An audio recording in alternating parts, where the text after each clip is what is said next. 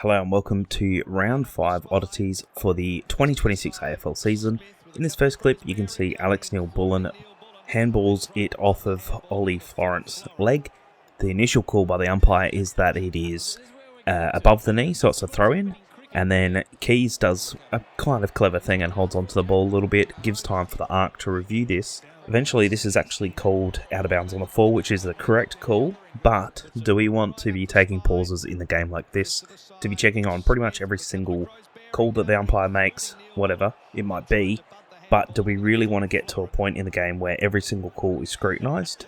I definitely scrutinise the umpires myself, 100%, but do we need to be making judgment calls on every single one which could change the momentum of the game? This fend off and then goal by Dawson was pretty good, and I don't mind a little bit of this afters where he kicks a goal and he just goes up and just lets him know. He's not overly physical or anything like that, but just lets him know, I got one on you.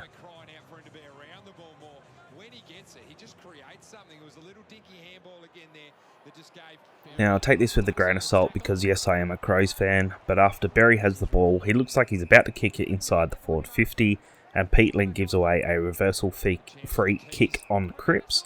But if you actually have a look at it at the replay, Peatling is running back towards inside the forward 50, and Cripps comes at him, and he sort of just, it's a little nudge, there's not much in it. The umpire isn't actually watching, he's actually watching Berry and the guy standing on the mark. All he does is turn around and see that Cripps is on the ground and just automatically assumes somebody smacked him or hit him illegally, so he falls down to the ground.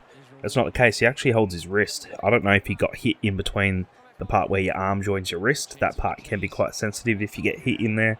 The umpire, in my opinion, has just made a blind call. He didn't see anything, so does that mean if you're a player and the umpire's not watching, you just fall down to the ground and just hope for a free kick?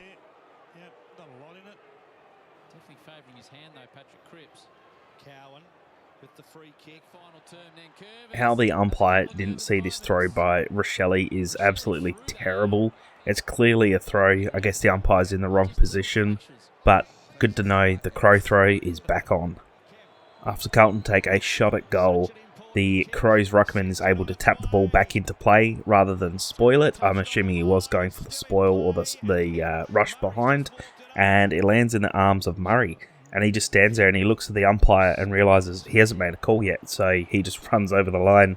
Luckily he doesn't get tackled. Now the gather round was pretty awesome, but the weather completely sucked. Just have a look, this looked like the old school TVs with static. That's how much rain was on the telly. I thought this call from the umpire was pretty harsh. As you can see, the ball bounces out towards the boundary line. Haynes picks the ball up mid-jump, and as he lands out of bounds. And the umpires pay that insufficient intent. Do they want them to try and tap that back in and cause either a turnover, or if it bounces further down the ground, then they're still going to pay insufficient intent? I think this one's pretty harsh, and I don't really know what the umpire wants Haynes to do for this particular incident. The umpire got completely fooled by Thilthorpe on this one. As you can see, there's a marking contest, and he probably looks like it's hit a couple pair of hands, and Thilthorpe, for some reason, he's not even really in the marking contest. He's just standing there, and somehow it falls in his lap, and the umpire pays a mark. Mark Pitnet might take the crown for worst shank of the year. After only a minute into the game, he gets a free kick from the ruck, and then he goes back and accidentally check sides it with the right boot, goes out of bounds on the full. This one is an absolute stinker. Isaac Rankin's grip strength must be pretty good. He's just ripped Chera off the ball mid-tackle and pretty much dacked him in the same token. The second game of the gather round saw Collingwood take on Freo in what was supposed to be game of the week. It was an absolute stinker. And when I saw this incident here in these two clips merged together, I actually thought of that old super ad where it's compare the pair. Both were somewhat similar situations. One is a high tackle free kick and the other is holding ball. I know there was probably a bit more intensity in the first one, but the second one is pretty similar and gets paid for holding the ball. I think all we want as fans is consistency, and these two happened within about 3 minutes of each other, so no consistency there at all. Now, before we go to the next clip, I'm trying to get to 20,000 subscribers by the grand final day, and I'm not too far off, just need about another 5,000 more. So if you're new to watching these videos and you do like it, please do subscribe, leave a like and a comment, helps push out to more people. This spoil from Maynard was quite impressive. He got his hand just to the ball and then it looks pretty good, that little tumble roll at the end. Well done to him. I'd love to know your thoughts on this one. I thought this one should have been paid for holding the ball on Maynard with a tackle from Dudley. I thought he had enough time to control the ball and dispose of it. Mid-tackle, he's trying to kick the ball. He doesn't while tackled. For me, probably holding the ball.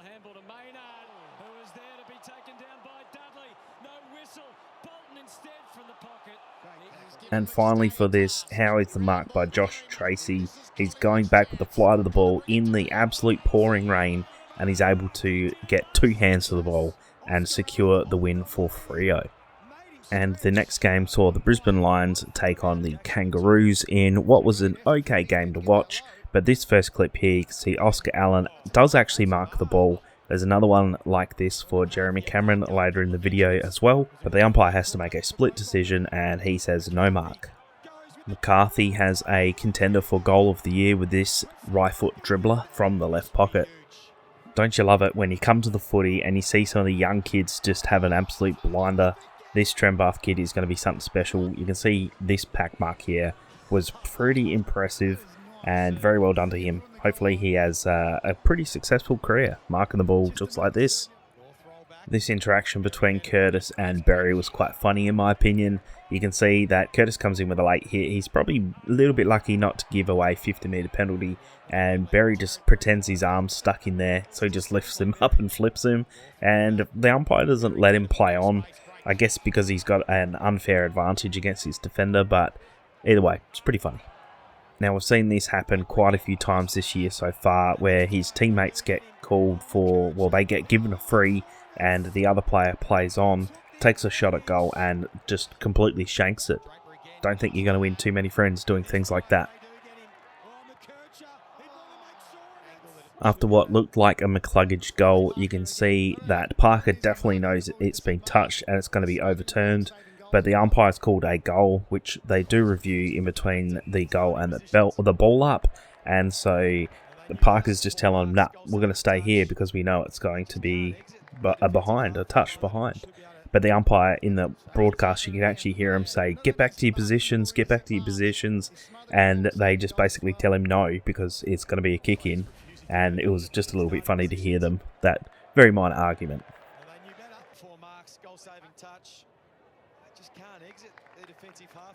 I think Zorko's going to cop a fine for this one after he gets a mark taken on him by Curtis. Curtis gives him a little whack, and so Zorko returns the favour, but unfortunately he gets him a little bit too low. The next game we saw the Bombers take on the D's, and I thought this one here was pretty much the opposite of what we saw on the Thursday night, where the Arc overrode a decision by the umpires. One umpire has paid insufficient intent or the lasso rule, and then the other one's called a ball in. So the controlling umpire, the field umpire, puts his hand up, he has a chat with the two umpires, and they can't come to a decision on which way, and you can hear him just say, well, I don't know, let's just throw it in. But that didn't happen on Thursday night. That actually was totally different, and a decision was made by the Arc. So whether the Arc wasn't able to determine this in time and it's just a throw-in, I don't know. I think this one here is the right call. We can't always be changing the outcomes. If the umpires aren't sure, throw it in. Unfortunately, this is the only other clip that I was able to get for the Bombers and Melbourne game. I wasn't able to watch a huge amount, but this goal here by Zach Merritt was definitely a contender for goal of the week, potentially goal of the year. The next game, we saw the Swans take on Gold Coast, and Chief has an absolute blinder. He just says that you can't miss from there, and somehow Charlie Curnow has found a way to miss from there. He had probably, arguably, one of the worst games he's ever played. He kicked all points as far as I remember before I turned the telly off, but this was just shocking. I don't know how, as a key forward, you miss this. How good was this tap forward from the Suns to get King the ball, and he's able to dribble it through for a goal. It actually looked unintentional, but watching the replay, he's definitely meant to pad it on to his teammate. What is it with gather round and goals from the left pocket? This one here from Malcolm Roses was also an amazing dart on the left boot. He's able to kick it through for a very nice goal. This is definitely a contender for goal of the week and possibly year. I think the commentators at the start were saying that this was Croft's fault, but upon replay you can hear the umpire say that it's Croft and Meek who are in the ruck, and for some reason Rory Lobb just goes straight up to him and touches Meek, which is a free kick away because he's fighting against two ruckmen. So I'm not entirely sure what the heck was going on here, but this is right out in front of their goal, so Lobb knows better than that. After McDonald gets the ball, he kicks towards goal, and Gunston and Karmas are sort of wrestling each other. Gunston lets go of it. He's wanting the ball to go through, but he lets go of his defender. Typically, they'll still be engaged, holding on to each other, pretending like he's going to go for the mark. He doesn't, and Karmas is able to get behind Gunston and punch the ball over for a point. Really well done by Buku Karmas to be aware of this and not just to admit defeat and let this ball go through. Do you think Darcy held this long enough for it to be considered a mark? I think we've seen a lot less paid a mark. The Sunday games we saw Geelong take on West Coast Eagles, and as Tim Kelly kicks the ball, his boot almost goes just as far as the ball does. I think Jeremy Cameron's done the right thing here, and I think the umpire hasn't seen this and hasn't paid the correct call. I think this is holding the ball. Jeremy Cameron, you can see, lays the tackle, sort of lets go of Duggan and isn't putting the pressure on him. Duggan doesn't get rid of the ball, and then Cameron picks the tackle back up again, and you can see he's got plenty of time to get rid of the ball, but the umpire doesn't make a decision. For me, this should have been called holding the ball. Pretty clever play by Cameron, but unfortunately not rewarded.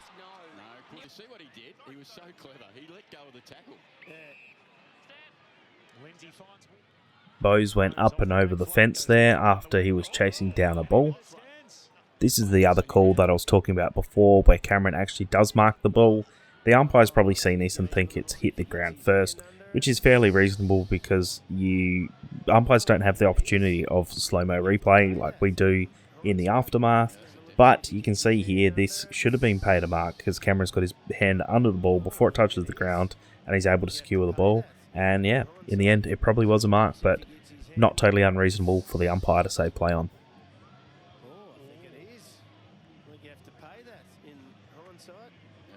The next game was between GWS and Richmond, and as you can see, Buckley is chasing down his defender in Fonte, and he's able to catch up with him, but he slips the tackle. He's going to kick towards goal, but Buckley's able to get back and just put a fingertip on it enough to disallow the goal. For me, that's the defensive play of the week.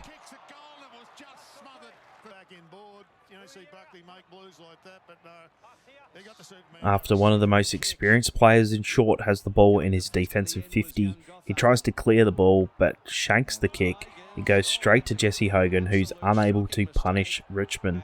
I've no doubt he'd want this again because I'm sure he'd kick the goal. The final game of the round, we saw Port Adelaide take on St Kilda at a very late Sunday game, but the turnout was still really good for this, which is great to see. And unfortunately, the umpires got sucked in by the flop from Naz.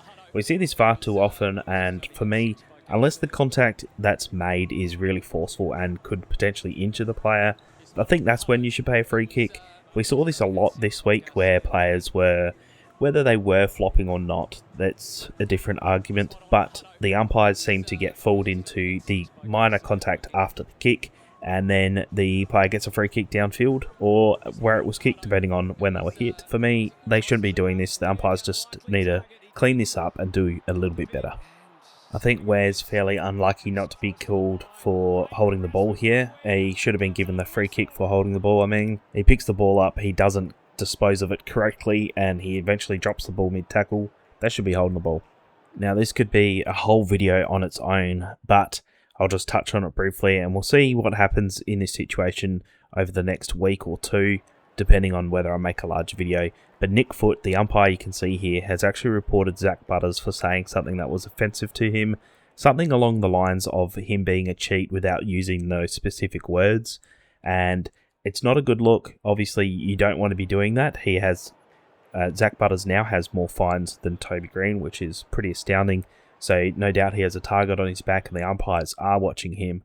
Although, in slight controversy, Nick Foot is actually also employed by Sportsbet. Obviously, the AFL have vetted this, and they're okay with it.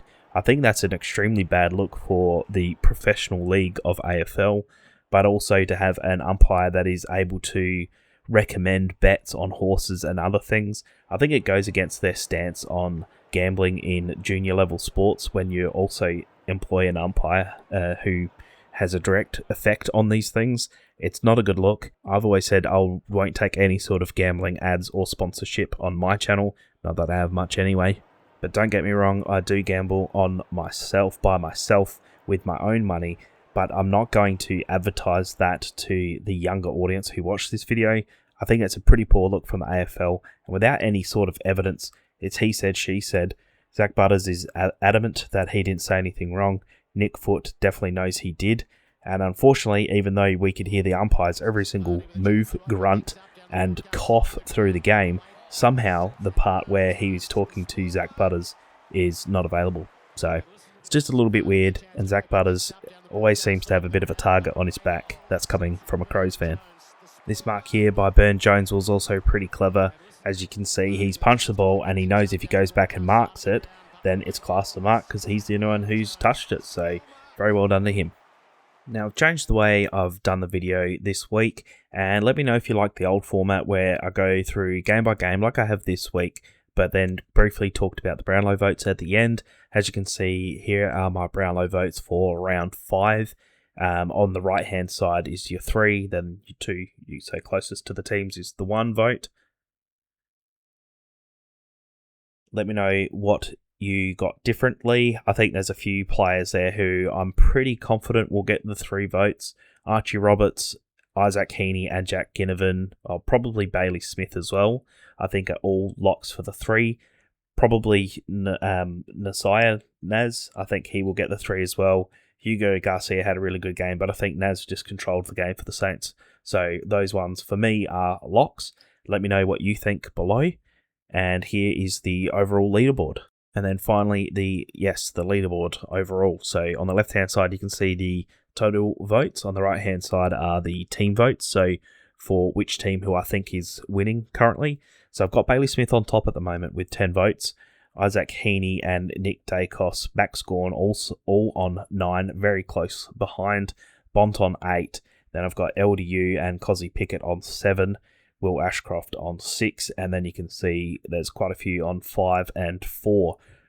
Probably this is a very open race. Obviously, we're still only around 5, so we've got plenty of time. But Bailey Smith has had a very good start to the year, so it wouldn't be surprising if his team continues to win and he gets to play in the midfield like he has been and then go forward a little bit as well. I think he will go very far.